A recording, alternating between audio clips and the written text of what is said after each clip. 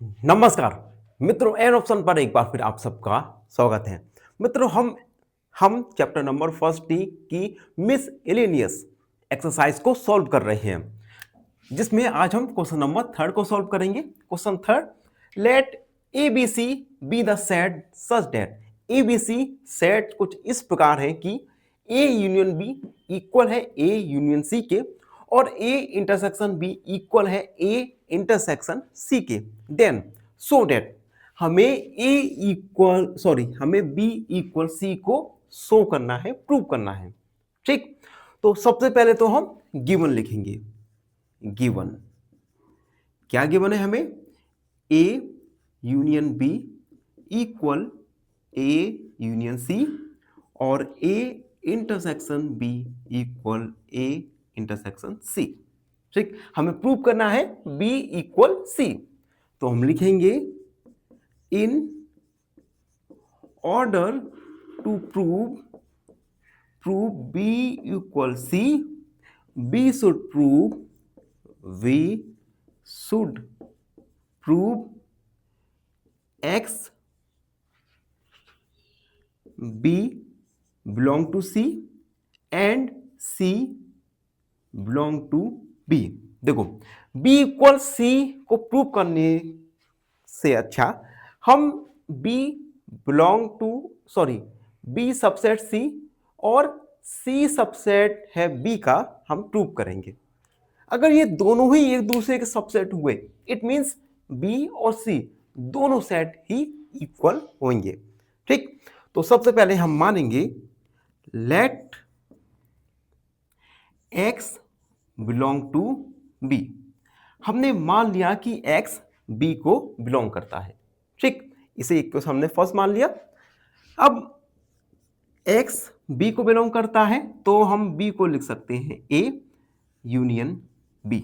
ऐसा हमने क्यों लिखा? क्योंकि a यूनियन b का मीन्स क्या है कि x के जो एलिमेंट्स हैं ये a यूनियन b को बिलोंग करते हैं, और ये a यूनियन b का मतलब क्या है कि a की सभी एलिमेंट्स b में हैं, b है। ठीक, तो हम लिखेंगे, यहां पर हम इसका रीजन भी लिख देंगे, all elements of b is a union b। ठीक, b के सभी एलिमेंट्स a यूनियन b में भी होंगे। अब x belong to a union c। देखो, a यूनियन b को हम क्या लिख सकते हैं? a यूनियन c हमें गिवन है a यूनियन b को हम लिख सकते हैं a यूनियन c।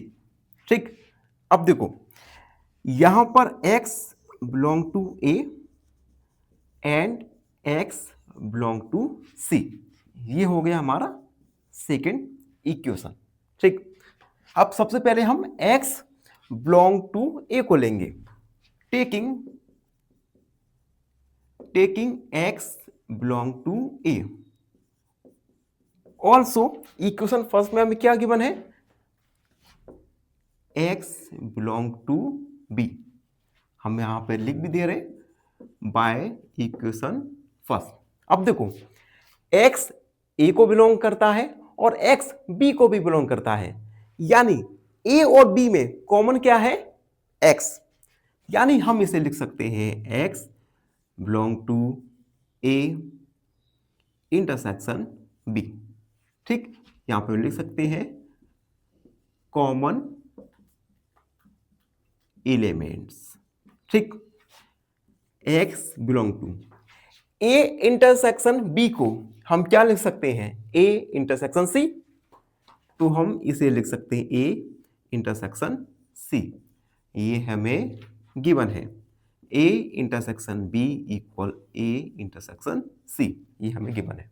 ठीक, अब इसे हम लिख सकते हैं x belong to a and x belong to c। Also x belong to b, ये भी हमें पता है। ठीक, इक्वेशन फर्स्ट से।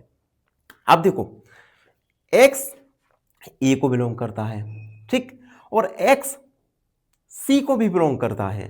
इट मीन्स ए और सी, इट मीन्स ए और सी दोनों ही इक्वल होंगे, दोनों सेट बराबर होंगे। इट मीन्स अब देखो एक्स सी को भी बिलोंग कर रहा है, एक्स ए को भी बिलोंग कर रहा है, एक्स बी को भी बिलोंग कर रहा है, तो यहां से बी बिलोंग करेगा सी को। ठीक, similarly we can prove that C belong करता है बी को।